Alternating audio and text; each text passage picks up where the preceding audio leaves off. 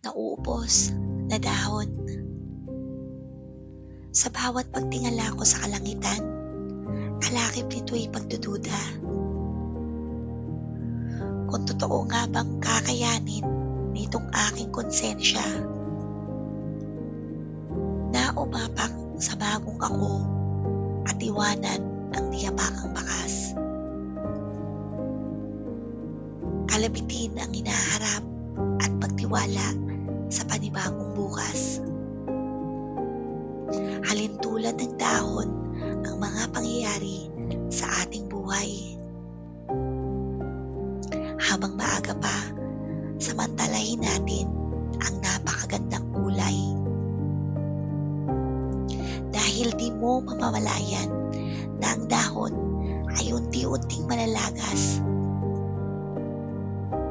Kasabay ng tumatakbong panahon na kailan may di ka makakatakas. Tama bang tahakin ko ang mabagal na agos na aking kinaugalian? O tama bang silang nagsasabi na ako daw ay napako sa nakaraan? Kakapitan ko ba ang mabagal ngunit siguradong pagkakbang?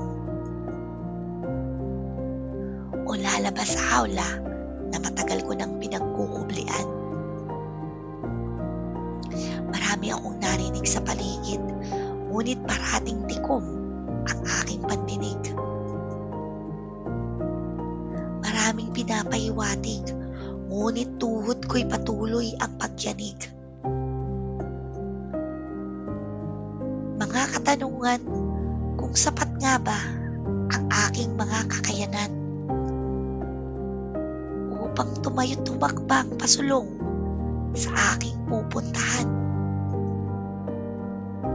Sa huli, ako pa rin naman ang magdidesisyon kung ituturing kong biro o tatanggaping bilang isang obligasyon. Dahil ang pinakamalaki kong kalaban ay ang sarili kong imahinasyon. Sana lang ay sapat ang piraso sa nauubos na dahon.